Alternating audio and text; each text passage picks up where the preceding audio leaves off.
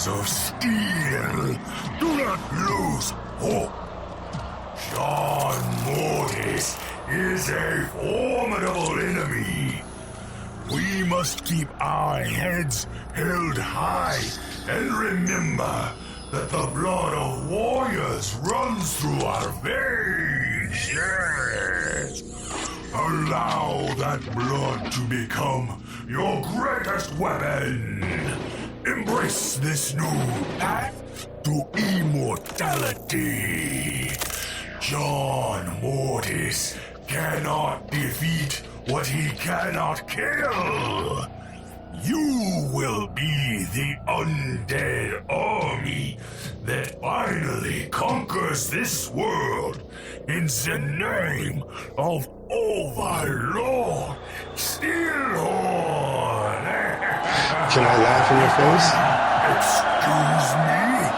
Who the hell are you? And how did you get into my secret hideout?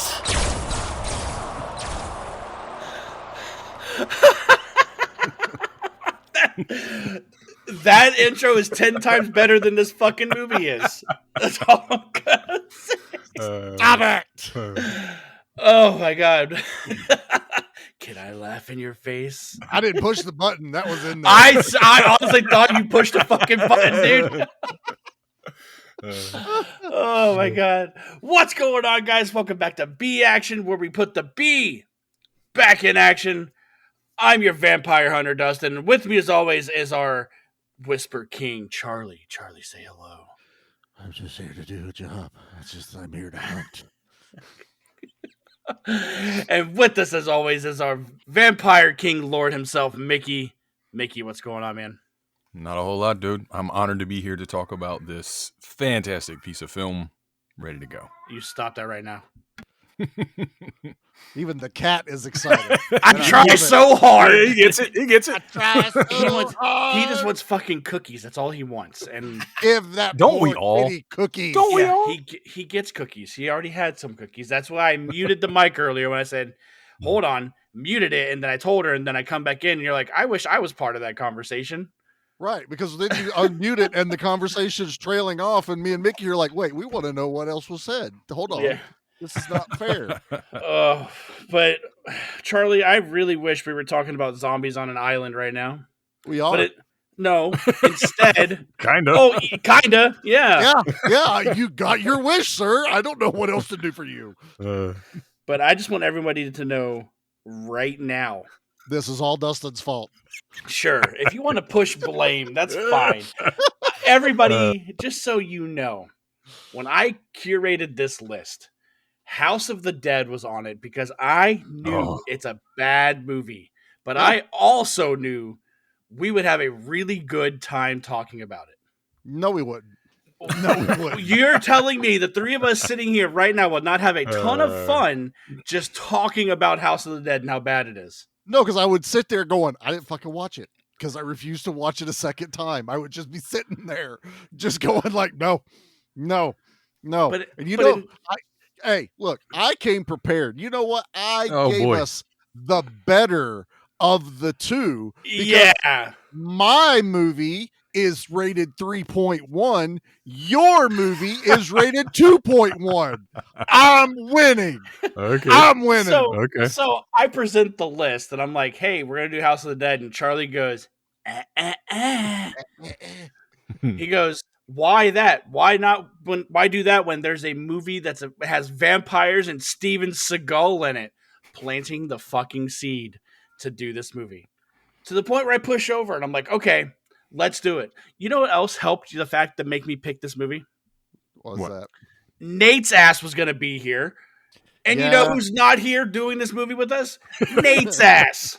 Surprise. Surprise. I already told him he was lame, so he Man, Matt, listen here. It's okay. You know what? I'm glad Steven Seagal lives in his closet.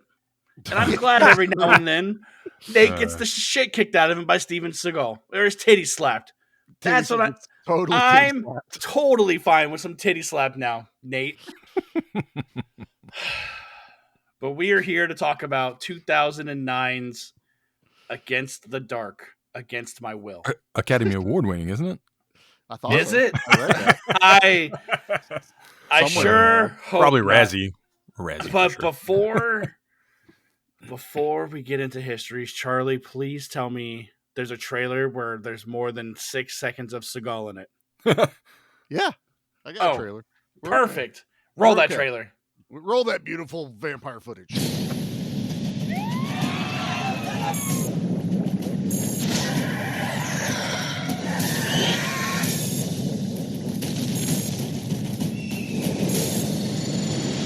If there was anyone left, they would have come for us already. It's just us and them. Vampire hunters. Ex-military guys who were trained to kill. Led by a master swordsman. We'll get inside who lives and dies. We'll stop at nothing to save the human race. We're gonna make it, even if it kills us. No.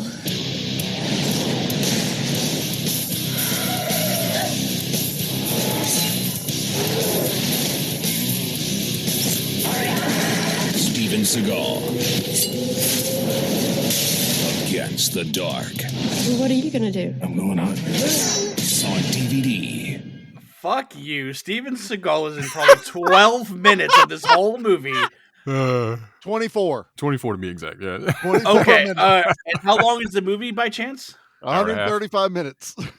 Or an hour 35. That's what it is. Sounds about right. Yep.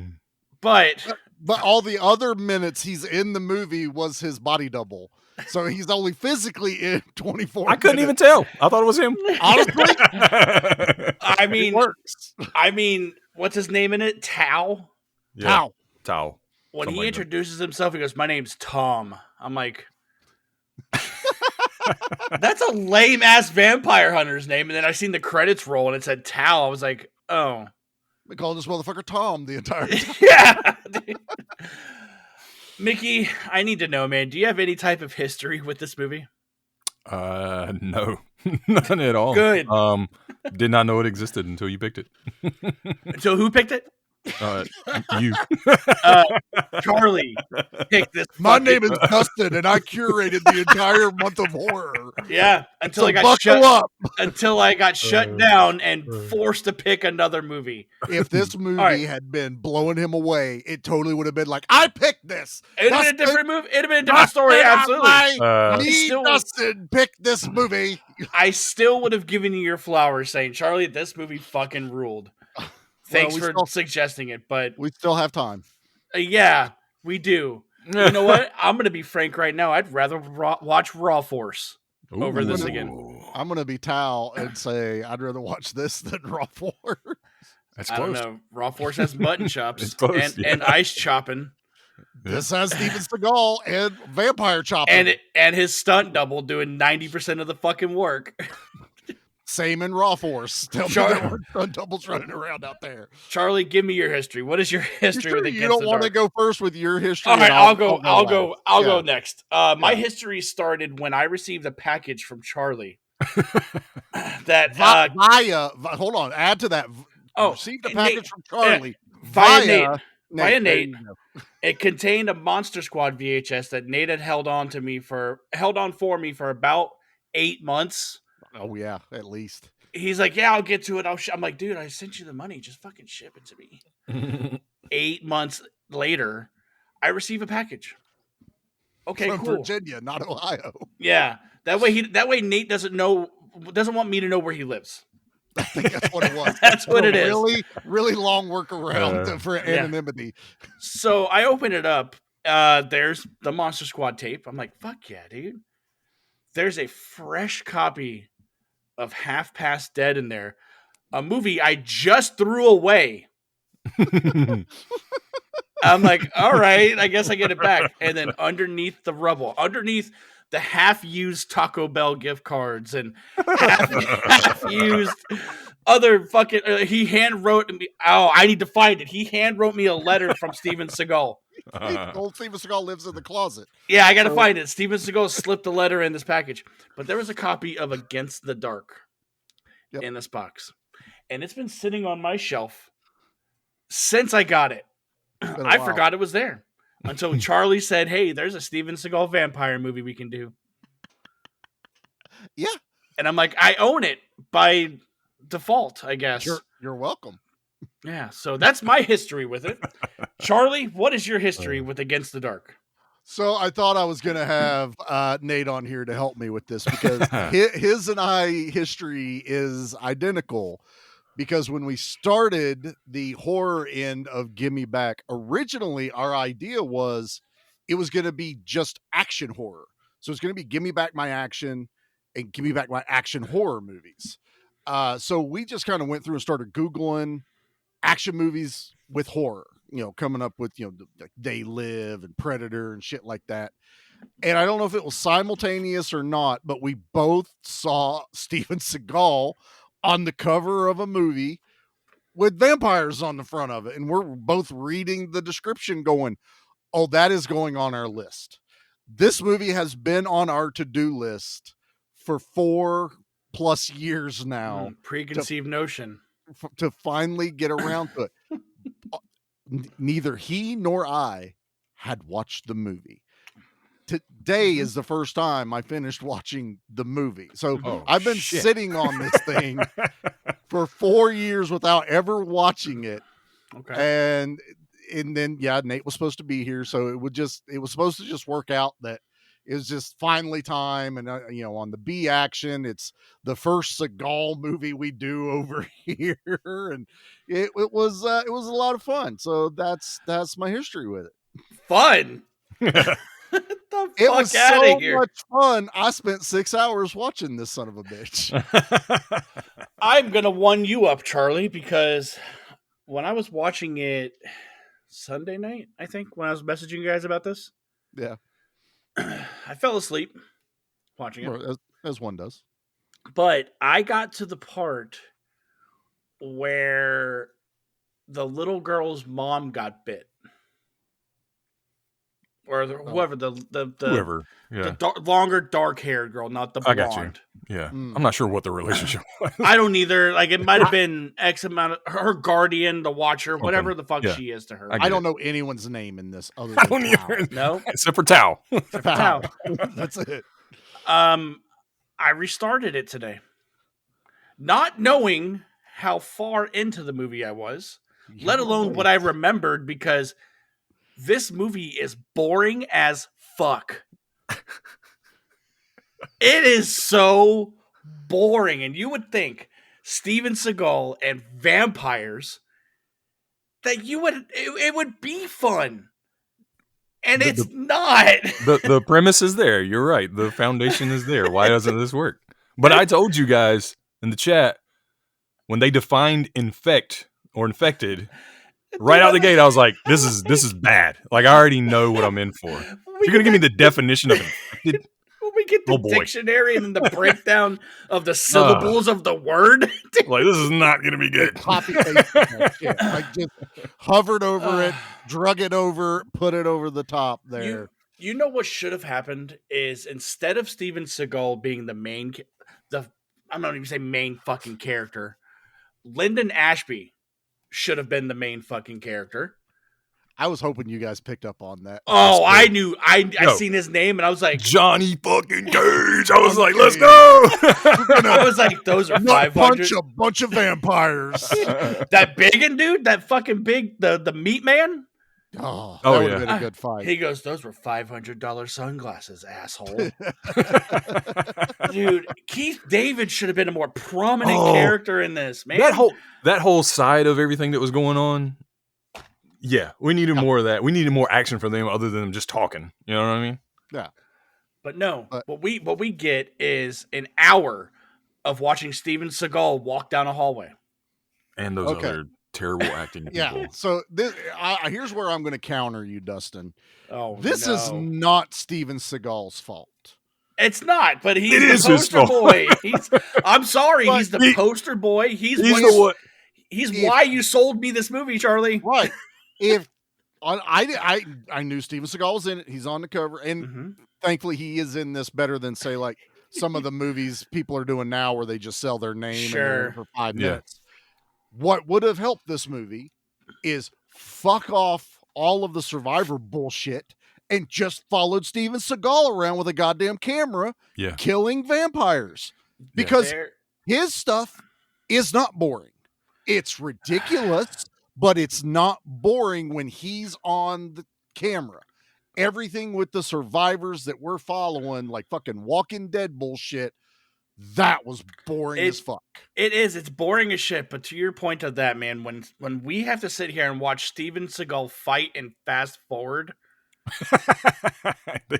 dude, I hate. And it's not just this movie. It's in like the Resident Evil movies. It's in all of like this era of filmmaking. I was gonna say this is right in the Resident Evil filming. This is what they thought people liked. Yeah, you know? But Lyndon Ashby was also in Resident Evil, unfortunately. Yes, he was. But I don't know, man. Like, you're right. If we had followed, I feel like there were too many bodies in this movie to follow. Yeah, and you're right. The scenarios that they were in, I didn't care about.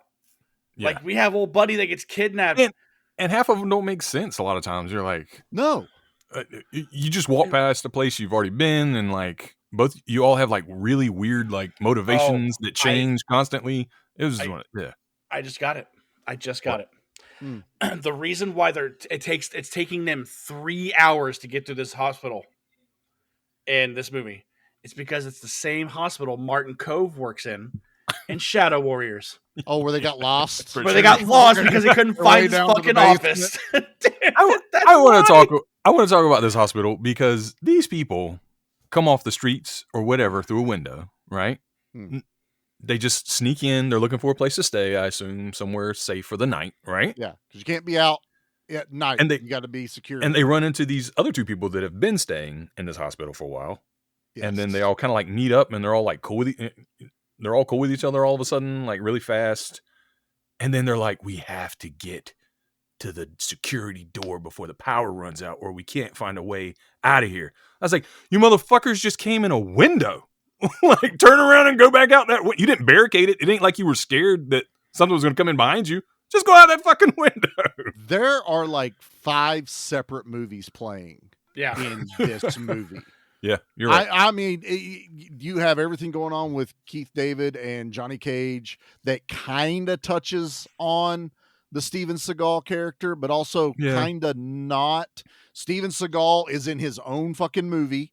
And I mean, that's fine. I know what I'm getting with this era, Steven Seagal. This movie is also a zombie movie, not a vampire movie, but they had to tell Steven Seagal they're vampires so he would do it. Like, that's the only reason they're even called vampires, is because Steven Seagal is like Pete and hates zombies so much he wouldn't do the movie unless they were vampires. So everyone else was like, just fucking tell him they're vampires. He won't know the difference. Just tell him. But to that point, like they show this head honcho vampire lady has this guy strung up, slits his throat, puts her fucking morning coffee cup under his throat. When she's fucking filing her teeth, I'm like, oh, I'm having a hard time watching this. It's cringe. She had like screws in there too, man. Yeah. But like, and they're competent. They make plans. You know, they talk about how these vampires have evolved. Either way. Whatever. To the point where one vampire is chasing down this blonde girl. Now listen. Vampires are, in essence, supernatural. This is also during the time of Zack Snyder's Dawn of the Dead. Right? So running zombies are relevant, and it's become this whole phenomenon. This girl barricades herself into this room with a lead pipe. Yeah. And this vampire is talking to her through a broken window above the lead pipe. Yeah. Why did he not just reach his fucking arm in there? Pull that lead pipe out. But they evolved, Charlie. They're evolved beings in this. Yeah, he started talking. Yeah, he gave them a villain speech. You have light speeded to a point I was going to be like, where I'm watching this movie going, what the this is like Land of the Dead all of a sudden. They've evolved. They are cognitive. Nowhere does this happen. So you have that storyline. Then you have a mad fucking scientist. That was the only part I liked, because I liked that scenario in any movie where it's like, well, yeah, like it's a cool trope. It just shows up. Like there's no, it's not like they went into this building to find him. Like Steven Seagal and his crew are only just going around clearing buildings. Yeah. That's all he is doing. He's not saving people. He's just going around killing vampires. Go ahead. Well, he is trying to save some people, like along the way, but like what it really feels like is they just made all like a video game, right? Like here's your next boss fight, like, and you got to keep going until you clear the level, right? Or the game movie feels exactly like you're gonna fight the evil doctor, and you're gonna fight the crazy screw tooth lady. Now you're gonna fight this big hulking zombie guy. It was just like, and then you're gonna have an hour of cutscenes watching fucking people you do not give. Look, I give no shits about anyone in this movie except Steven Seagal. No, okay, this is just me, but Sonoa Reed, the like big guy, the big Samoan guy, like he was kind of as far as fights go, he was the shining star. Blades? Yeah, because he had some really cool fight scenes that I enjoyed. But outside of that, he is the hero in this. Like, that's what I was like. Man, I would rather have him be like the guy saving everybody. Seagal, they put the camera right up on him when he's swinging the sword, fucking scimitar looking thing, in the same 3 or 4 movements, and then just replay that every time. And they just kept and that poor girl, I swear to God, they never let her fucking talk hardly in this movie. And then there's a moment she gets captured, and I thought she's dead, and I think I blinked or passed out, and I come back and she's back, only to die again. And I'm like, what did I miss? But I didn't want to back up and watch. Oh, they're talking about the brunette, like the Guardian? Yeah, the brunette. No, the hunter. Oh, the hunter girl. Oh, yeah. Because when they get on the elevator, now this shot was awesome. They get on that elevator and that one snatches her ass as soon as the door closes. I was like, that was pretty cool. That one, the little girl goes, she didn't even make a sound.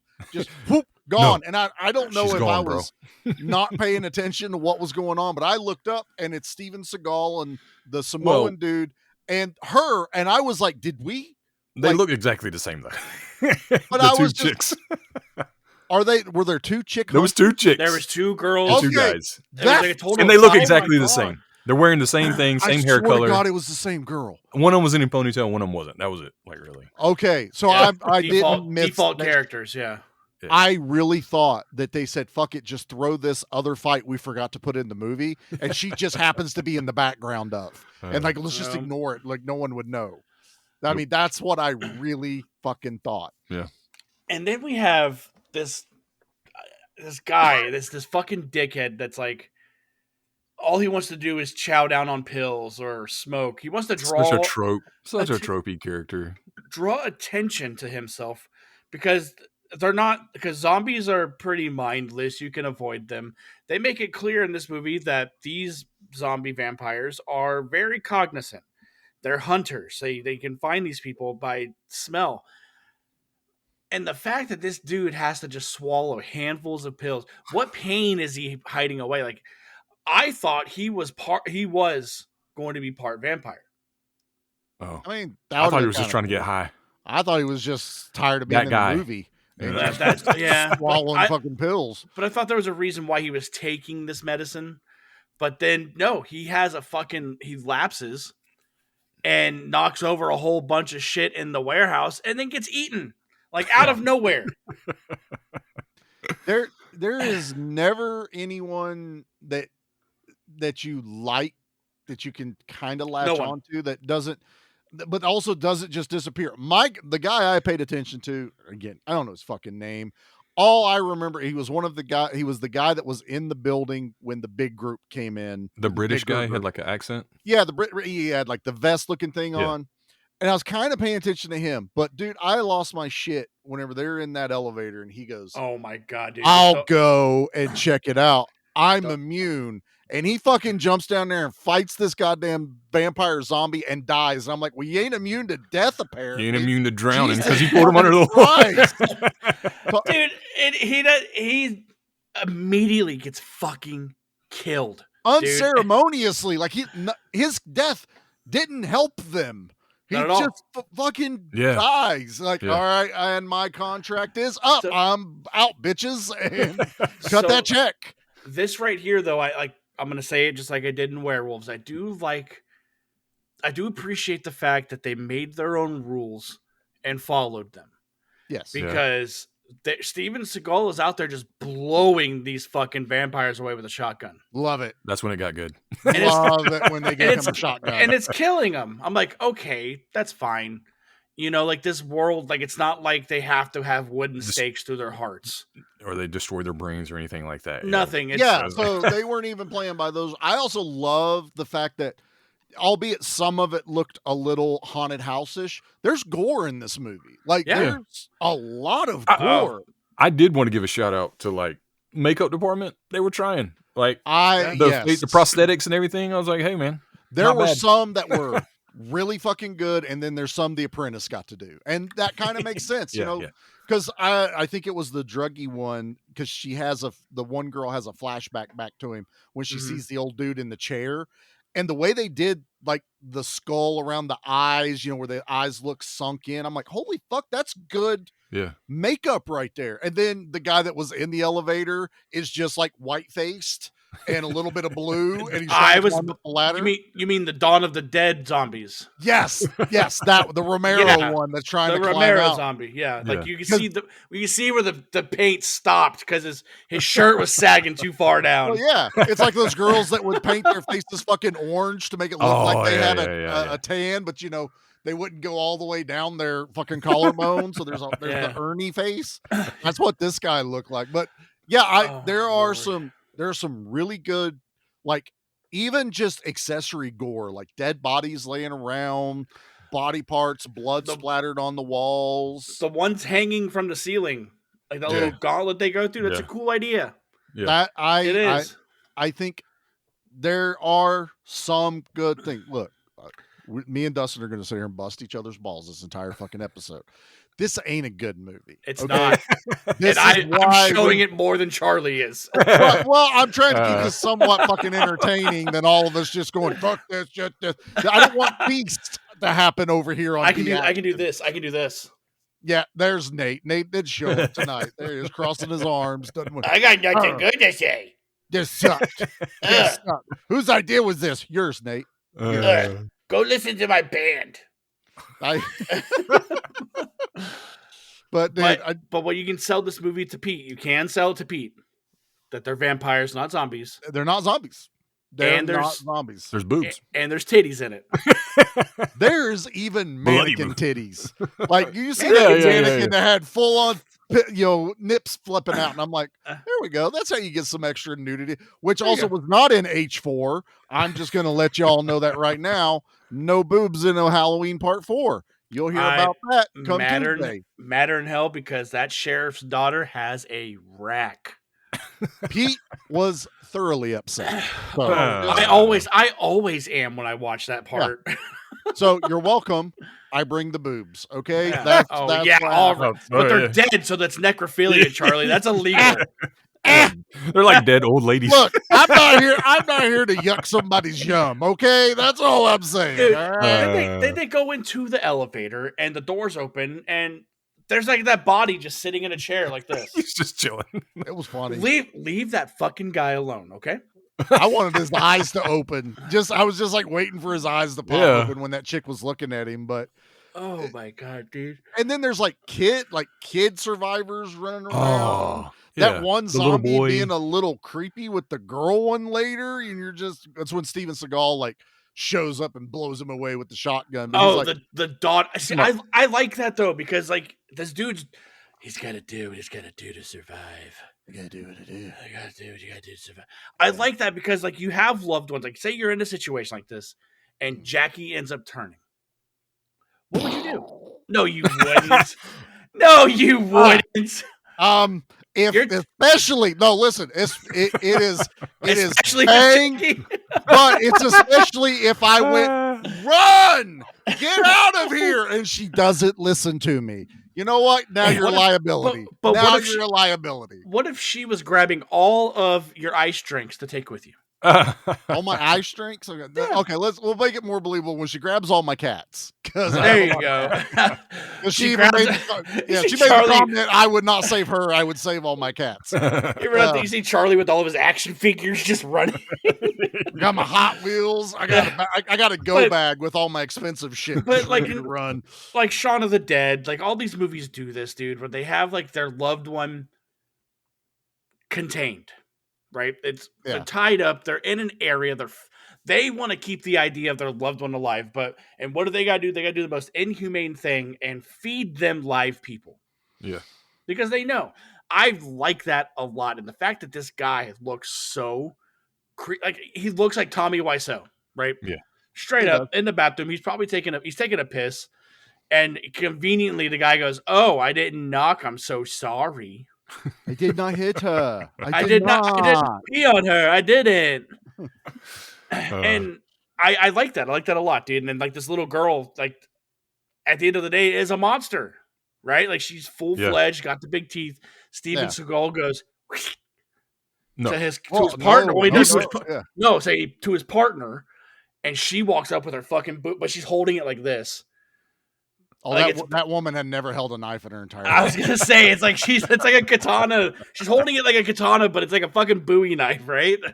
That's not a knife. That's a knife.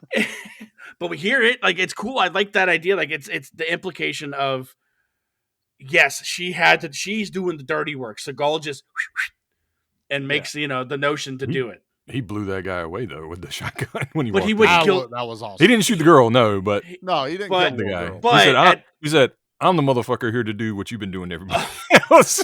Dude, Mickey set the scene. That was actually bad as fuck, dude. I'm not gonna lie.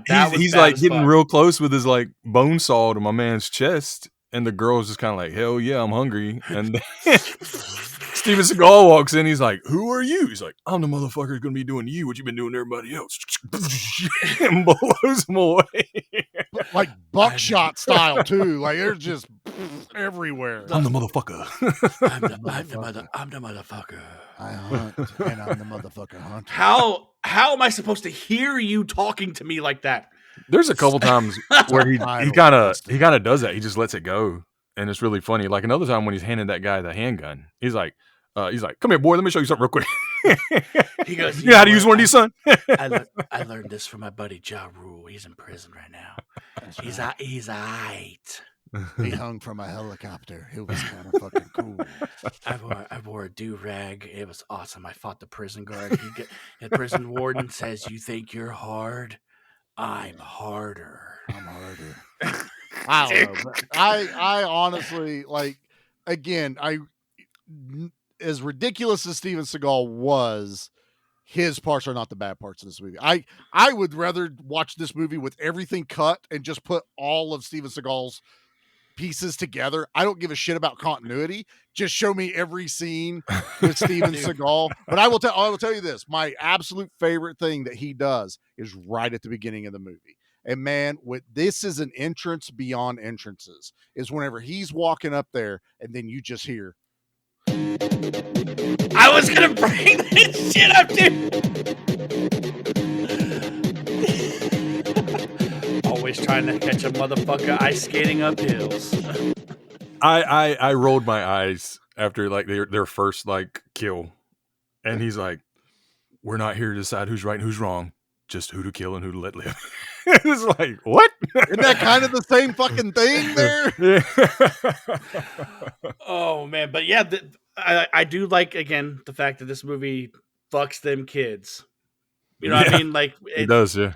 Fuck them kids, dude. Like they're monsters. I don't care at this point, man. But Steven Seagal, back to him we get all these excerpts of like him fighting, like him and his group fighting, and there's one in particular where this vampire is running at him, and he sidesteps and does like a twirl and whirl, and then like at the end of it, he's holding the back of the head of the vampire and his arm, and he throws him into the wall.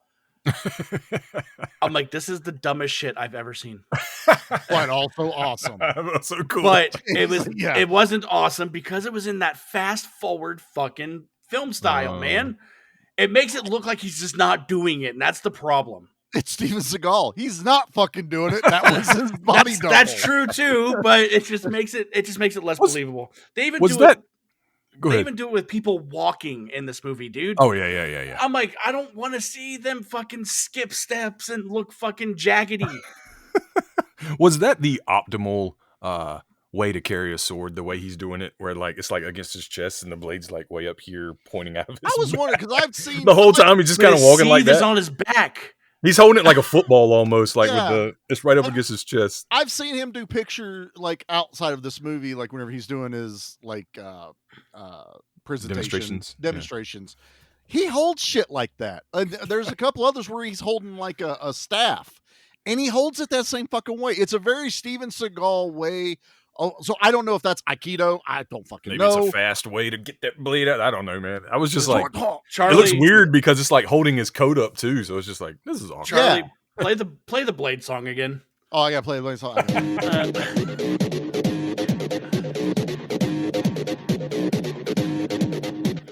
I told you, man. It's just awesome. I'd rather be watching that. Oh, who wouldn't? Who wouldn't? That's not even an insult. They all. I'd rather watch that than a watching lot of that. movies. In a lot of movies, yeah. I was gonna say. Seagal's doing this movie because he heard Wesley Snipes did a vampire movie. He's So like, he did what now? He did a vampire movie? I can do. I fuck up vampires never on a mind. real I was gonna job. say so. I I was have gonna a say real, I something. have a real Never job. mind. When I'm also a deputy, I'm also a vampire hunter at night, so I can do that shit for real. So I was telling Holly I was watching this movie and how bad it was, and she goes, "You know, a vampire movie has action and is really good." I'm like, "What? From Dusk Till Blade?" Dawn. I was like, "From." She goes, "No." I said, "From Dusk Till Dawn." She goes, "No," and I'm like, "What?" She goes, "Twilight." Oh, fuck off! She goes, "There's action in Twilight. They play baseball. They run real fast." I'll watch this on repeat for the rest of my life before I'll watch a fucking Twilight movie. I just thought it was funny, but It's it's funny that she would go there, but no. on the Vampires list, Charlie. don't sparkle, and I quit. Charlie said vegan vampires. Ugh. Mm-mm. Oh my god, dude. But then there's like a whole like ulterior motive because like these hunters are going and they're doing this military base a solid. They're going through, they're clearing all the shit out, but they're like, you know what? We need to drop bombs on exactly where they are because that's the only place where this fucking vampires are. Shit's taking too long, boys. Let's just bomb it. I mean, it just goes right back into, like I said, like a lot of the stuff doesn't make sense. And there's Doesn't. all these plot lines going on that never get finished or like. Also, I don't know. Keith David's kind of agreeing with his superiors, but then everyone around him's not agreeing with him. So he's kind of playing to their sympathies too. Like, oh, we'll give them 24 hours. They said they needed till the morning.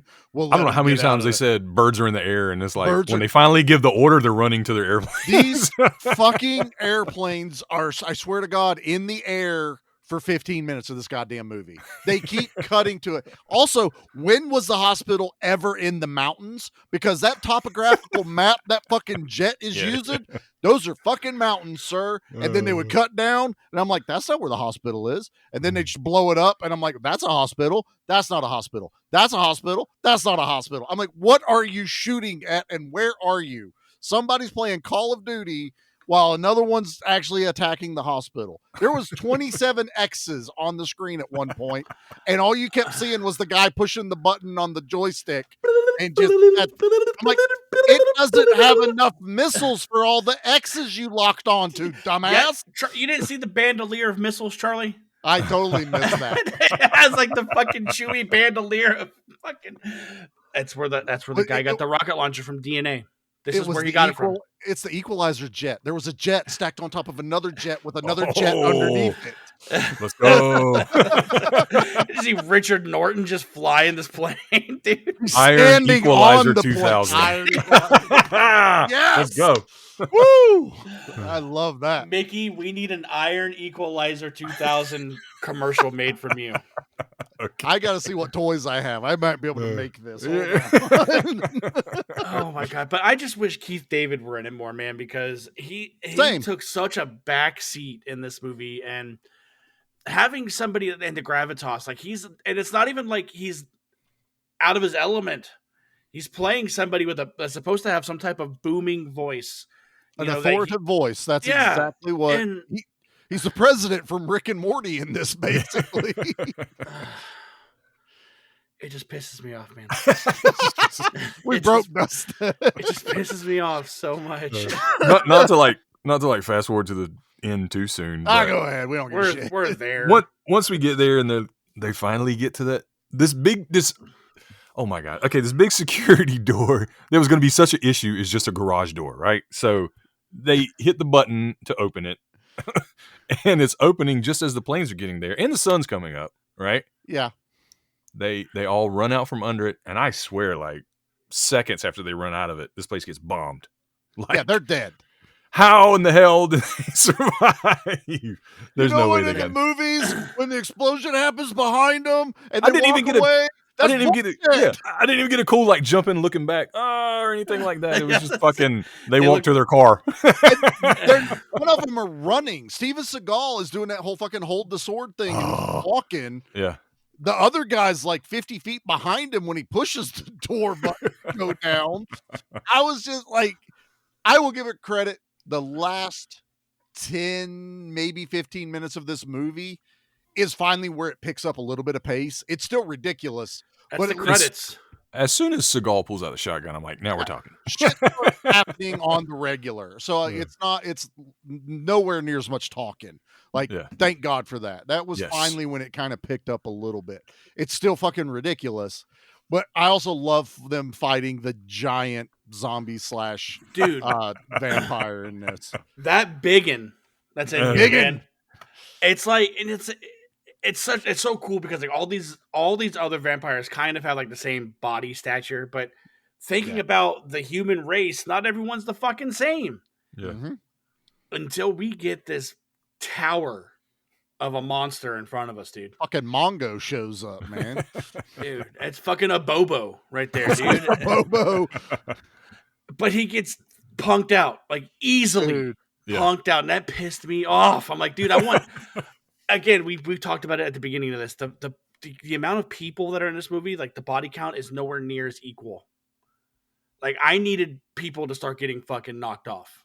Oh yeah. Oh yeah. Like, there's only really one cool death, and that's the guy that was getting high that kind of got like ripped into pieces. To me, I was like, that's kind of cool. But other than that, they were anticlimactic. A Bobo's death, which should have been your big climactic one, they fucking like. There's a grenade. It falls out of his hand. He's laying on the ground. He can't reach it, so he grabs a broken fucking bottle and scoops the grenade and then jabs it into a Bobo's chest, and then it blows up, killing 4. I'm like, at least go for the head and blow its head off or something. But I was just like, and it's the longest timer on a hand grenade. Dude, when he lets go of it, I was like, oh, that should have gone off by now. You're dead. Tick tock, tick tock. You're dead. Who's the dummy now? Candygram for Mongo. Candygram for Mongo. You guys haven't seen Beast of War yet, have you? No, I haven't. It's really fucking good. It's a World War II movie with a shark in it. Yeah. Okay. So like there's a part where like these people are like they're shipwrecked. There's like 5 or 6 of them to begin with, and they're sleeping, but one kid for some reason is holding a grenade, and he's like as he's sleeping lets it go, but it wakes up another kid, and there's nothing that kid can do but roll over on top of it, and then we see in all its glory. Was he holding it? He was off? he was holding it in his sleep, and I guess in his sleep the pressure, like his hands like pushed the pin out or something. I don't know how. I don't remember the chain of it as to why it went off. Yeah. But that's what I wish had happened in this. Like that was like a self-sacrifice type of thing. Like this dude, you guys fucking go. I got this. Yeah. I mean, I that definitely there's no death. Like we said it earlier, no death means anything in this movie. Like none of the people we're supposed to like's death matter at all in this. Old girl gets bit in the hand. Yeah. And she goes, run. Just get her out of here. And immediately turns and then gets fucking killed again. Yep. And then comes back and is like, "Oh, we are the master race. We will take you all out. Yeah, we're the greatest ever. I've never felt better in my entire life. Yeah, you don't have to go to work tomorrow. I'd feel great too if I didn't have to go to work tomorrow." That's it. And then old dude that couldn't shoot her before, now all of a sudden, I love this. And I swear to God, I wish I could go back and not only tell him not to make the movie, but just to do one thing is when they've opened up that door and she comes in and she's like giving her monologue to Steven Seagal and the survivors. And he's standing there and he's just like nodding, listening to her. And he sees the dude walk behind her with the gun and he gives the nod to shoot. I wanted him to just slightly step to one left or right because he's standing directly in front of her where the bullet would hit him. So I just wanted him to just be like off to the right, boom, and then a bullet hole through her land beside his head. Like I want Tao to be that fucking good that he's like, do it, and then move, and the bullet hole pops up beside him. Kind of like in The Perfect Weapon when he goes, let's get this way. Yeah. Why? Brain matter. Brains. That's what's going to happen here. But Seagal has to give the nod that, yeah, shoot her in the back. I'm surprised that he didn't want it to be him to get that final shot off. Seagal's not in it for the kills. He's just not into it for the kills. It's about the honor. That's what it is. The honor of the hunt. He should have been wearing a gi, dude. That's what it is. Why is he wearing this fucking Matrix ass, outfit? It should have been because it's 2009. Everyone wore no sunglasses either. No sunglasses. Well, you know why he doesn't wear sunglasses at night? Why?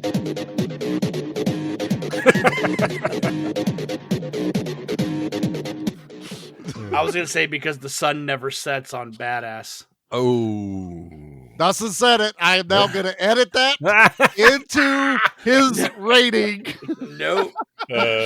Dustin, what do you think about this movie? Well, I'll tell you what. The sun never sets on Badass. Boom. Charlie, do you think it's time to get to the fucking things? Sure, why not? That damn John Mortis keeps spoiling my plans and killing all of my men. Do you know that he actually turned an electric pencil sharpener into a frag grenade? Seriously, who does that? Charlie, you're going to start us off, man. I need to know what your favorite kill of this movie was. I have to say, I was watching this movie going, please let there be something that I really, really like. And there were times where I went, okay, I like that one. And then they would do something a little bit better. Oh, I like that one too. But I think I'm probably going to go with the one that a lot of us are probably going to zero in on. And it's the dude getting ripped apart, like Romero style, zombie movie style, because they did a really fucking good job with it with a low budget movie. You know what I mean? Like it was effective. It takes a while, and I was okay with that. So I'm going to say, yeah, it's the dude that gets ripped to pieces. I wanted it to be a Bobo, but no. The blowing up in the chest just wasn't as cool as it needed to be. So that's mine. Mickey, let's hear it, man. What's your favorite kill of the movie? We didn't really talk about it, but we did talk about shotguns. So the guy that gave like the villain speech or whatever when he had that chick trapped in the room, and then they end up, he ends up chasing her again. He comes around the corner and Seagal's got this line of sight of boom, blows a hole. That dude, it's a really good shot of him like shit coming out of his back when he gets shot, and he goes fucking horizontal onto the ground quick. And then it's just like a slow-mo when he comes down with a shotgun and smoking. It's just a really good shot. It was really good. It was a lot of fun. It was badass. So that is a good one. That is my kill of the week. Nice. Dustin, was it your soul? It was my soul. Yeah. So we didn't even mention this one, but we kind of said about fuck them kids. At the beginning of this movie, we watched this little boy run down this alleyway, and Seagal ends up saving him. But apparently it was too late, because that little boy is the same little boy that bit the lady's hand at the end of the movie. Mm-hmm. As he's doing that, Seagal walks up to him, lifts up his katana Oh yeah. and stabs him directly down the head. Yep. And you hear it. So you don't get to see it, but you see the aftermath and him wiping off the katana. Charlie, what if this hospital had paper walls? Oh, Just I've been in heaven. that's it. But that's my kill.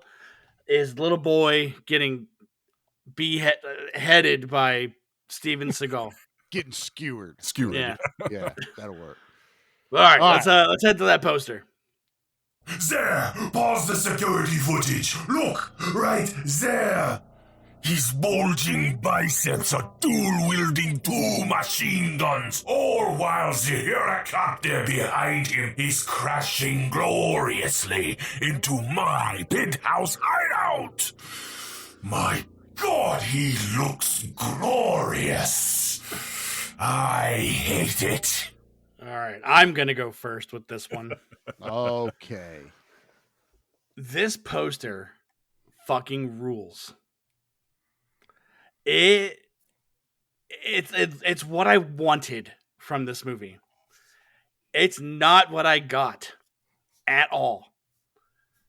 I wanted Seagal to be in this movie from beginning to end, and us following up because that's what it's perceived to be. Same thing with the trailer. The trailer makes you think he's in this whole fucking movie. Mm-hmm. So no, this movie does not match the vibe this poster doesn't match the vibe because the poster is better than the movie. Mickey, how about you? Definitely agree that the poster is cooler than this movie. It kind of looks, I don't think I'm wrong. I'm pretty sure they photoshopped his face on like someone with a better looking body because this is not Fat Seagal at all in this picture. It's a younger face too. But we get I know it's a mirrored image of the same chick, but those are vampires, right? Yeah. Where are the fucking vampires? We got zombies, man, and we called them vampires, and that really bugs me.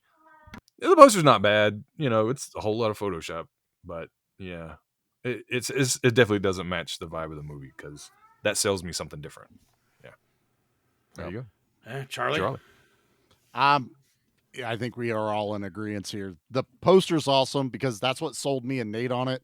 Then basically reading the back of the box, the synopsis, and we're like, Seagal fights fucking vampires. And according to the cover, he fights fucking vampires with a sword.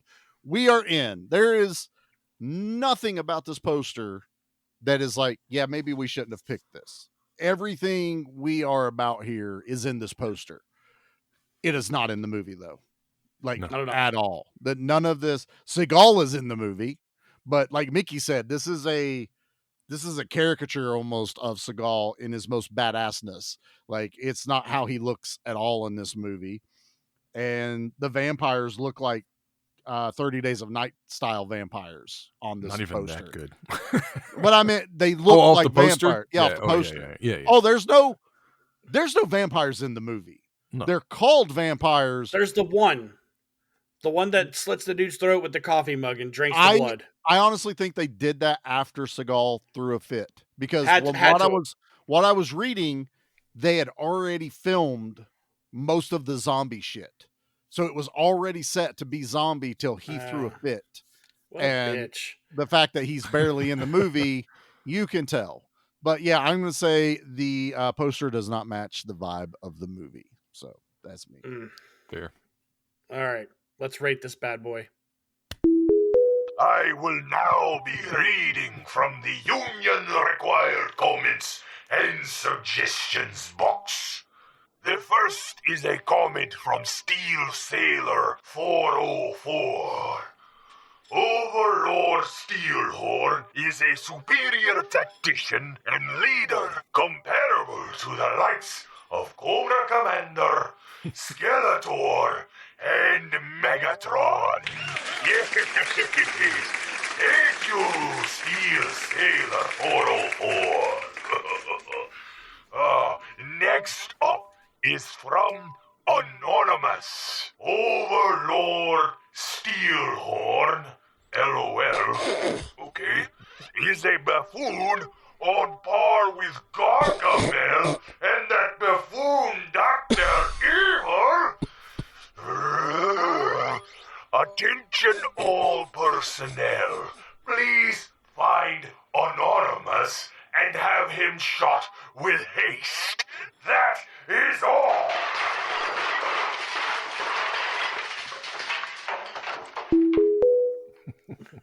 So I was thinking about this last night when I was listening to, or on my way home when I was listening to the end of Wheels of Terror.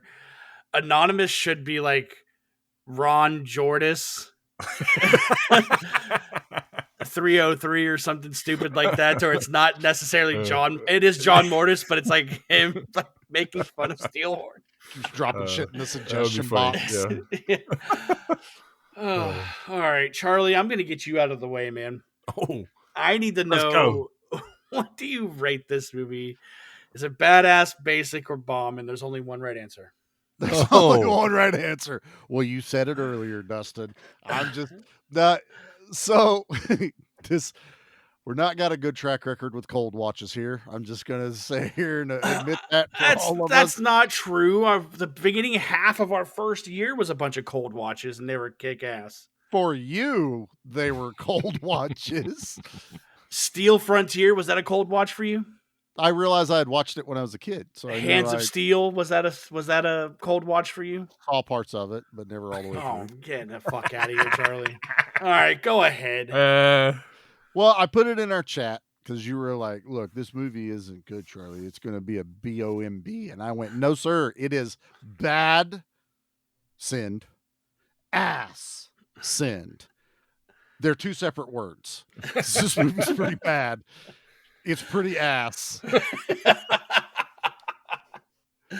but Oh my god. there is this. I'm talking a razor thin margin that puts this at that lowest level of basic, because it at least had House of the Dead bomb. This is that 3.1, not 2.1.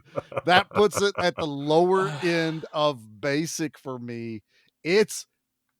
I'm talking, there's a couple things, if they hadn't done it, this probably would have been a bomb. But you also, I have to take it in fact, like Keith David's in this, Johnny Cage is in this.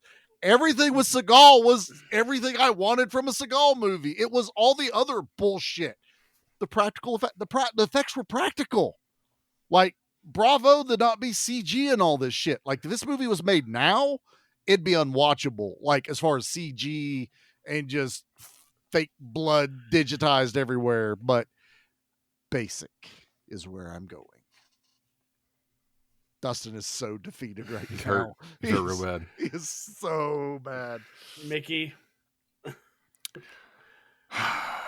I don't want to keep raining on your parade, Dustin, but yeah, I mean, I'm going basic too. The more I thought about it, the more the movie sucks, man. And as a whole, yeah. But the more I thought about it, I was like, there are movies we've done that I like less than this, and I've probably given them basics too. So I was like, I don't know, man. I'm not saying I would watch this again on purpose, but I would watch it again. If I'm being honest. I might fast forward through some parts, but I would, yeah. I really liked a lot of the fight scenes, especially, like I said, to know why, I can't remember his last name now, but his stuff was really cool to me. I enjoyed watching that. Yeah.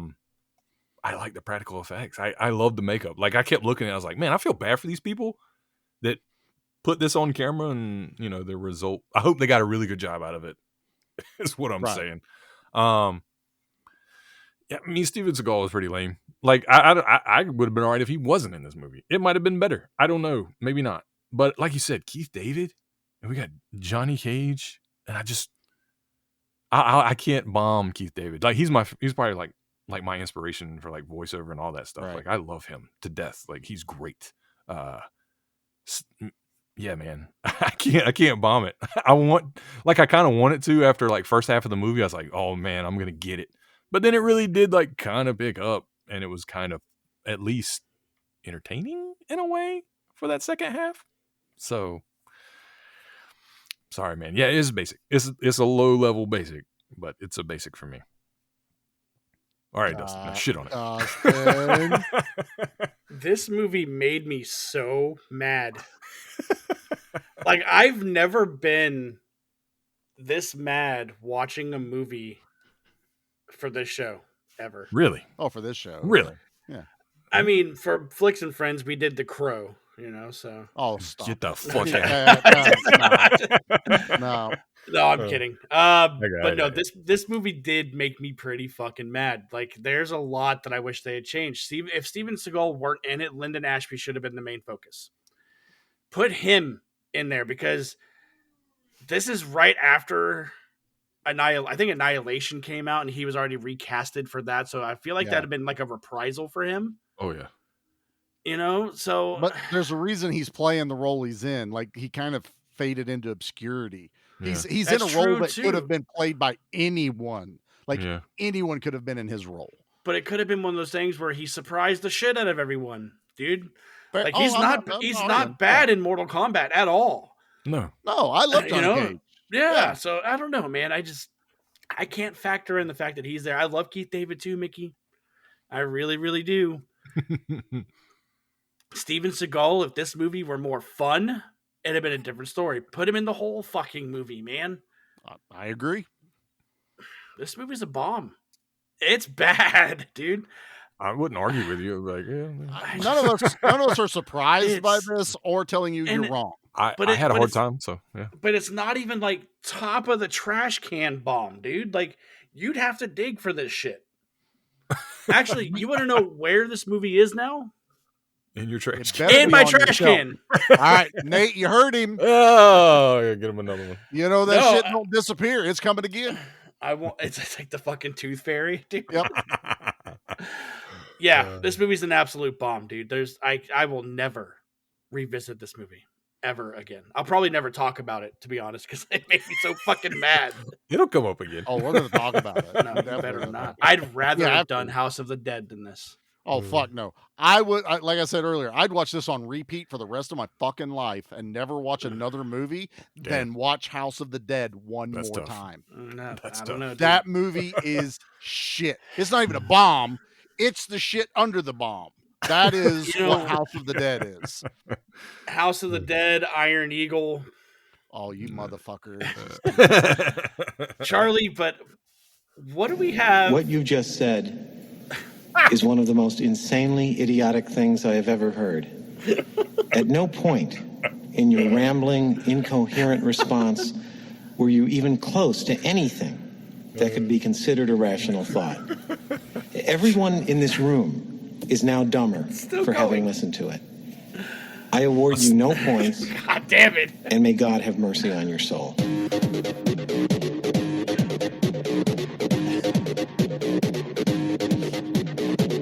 I just want all our listeners to know that as soon as we turn that music on, we're all hopping up and down, smiling like jackasses, just dancing to the plain music. So Charlie said it best yesterday or Sunday or whatever day it is today. I don't know what day it is. Charlie said, "Boy, am I glad we're not done for Halloween." And why is that, Charlie? Because I had a bad feeling that we were going to end Month of Horror for B Action on this movie. I knew this was never going to be a badass movie, so I had a thought of, hey, let's do one more. And it's far enough away and it lands perfectly. We're going to do one more and it's going to come out on Halloween. It is our treat. This was the trick. Now everyone's going to get the treat. And hopefully, we're not going to tell you what it is yet, but it is a redemption story. Let's go. So there's a lot on two different accounts. On two different accounts. Yeah. Oh, don't worry. We are redeemed with this movie as far as the show goes. But a certain actor needs redemption on the show. So that's the only hit you're going to get. But there will be one final episode for Month of Horror over here on B Action. Yeah, so I'm pretty excited about that shit. But Mickey, I need to know, what do you got cooking over on Play for Keeps? Oh, let's see. When this comes out, I think our next episode will be Ghostbusters on Play for Keeps. yeah, we'll just kind of talk about Ghostbuster toys and pop culture and all those cool things, cartoons, movies, all that stuff. I'm excited about it. Nice. Charlie, what do you got cooking over on Gimme Back? Our finale for Gimme Back will be coming out this coming Tuesday. We've already been making jokes about it. Halloween Part 4. The first time we've covered a Halloween movie on the show. We jumped right into 4. It is it's an interesting discussion. So if you're diehard about listening to podcasts that strictly walk you through the movie that we said we're going to talk about, maybe don't listen to that one. No, you should listen to it because we had a lot of fun with it. A lot of good discussions. We had Little D on from Barron's because we had Anna with us. Big D couldn't make it, so that made Little D regular D on the show. So Flaccid D. Yeah. he got an upgrade for the night. So it was plus talking about one of his favorite franchises. So, we had to give him a little boost. Yeah. But yeah, we had a good time over there. And I will be making a recording announcement about what's going on for the next couple of months on the podcast. But I don't want to bog down the normal shows. I will do something separate to let everybody know what's happening over there for that. Nice. Dustin, what's Flixies doing? So Flicks and Friends, we will be wrapping up our Universal Monster Month with a movie where we learn a very valuable lesson, Charlie. Friendship. That too. Okay. But you learn that Wolfman has nards. Oh. Yeah. Our Halloween episode is the culmination of our Universal Monster Month, and that is going to be the Monster Squad. We've talked about it on other shows. We thought it was about damn time to talk about it on our show. Yeah. So we're pretty pumped because that movie means a lot to me. Like, that is my 1B movie. Would you say that's your Iron Eagle? That's my Iron Eagle, baby. And I also don't care for your Iron Eagle? Yeah. Well, you know what? You can be wrong. That's fine, dude. Right. How's it feel to have the shoe on the other foot now, sir? You can be scary German guy. How about that? I will totally be scary German guy because he's a hero at the end. Yeah, whatever. Anyways, that's what we gotten over on the Barons. We had just wrapped up our retrospect of the Hell House LLC franchise. And for Halloween, we will be putting out an interview with Joe Bandelli, which is the producer of the entire franchise. And he's also the man from 2 On to don the clown costume. So whenever you see that creepy ass clown, that's who we're going to be talking to. Dustin. We also have something cooking up. Dustin. Charlie. Can I call in? No, you're not allowed to call in. Damn it. We also have something cooking up that Anna has been working on. And I'll say it here. We're also looking at another interview with the man himself, Steven Cognetti. Ooh. The creator and director of the Hell House LLC franchise. I'm calling in. You're not allowed to be there, Charlie. I'd rather Bleat be there. Really? Oh, really? Than somebody who is mad at clowns. That's all your conversation would be. Why the fuck's he a clown? Why the fuck's he there? Why is he so scary? Sir, have you even watched the movies? No. No. I don't even wanna, because it's found footage and I hate shaky cam. Yeah. And I also hate clowns. I hate acting like, I like Hardcore Henry, even though it's not found footage, it's POV. First person perspective found footage. It's POV. It's like video game. It's the same it's not the same filming concept, Charlie. No, it's not. Can I laugh in your face? It's not. Oh my God. All right. So that's all I got cooking. We do have, like Charlie said, we have the treat coming out at the end of this month. Yes. And then I guess all I have left to say is don't just watch action. Be action.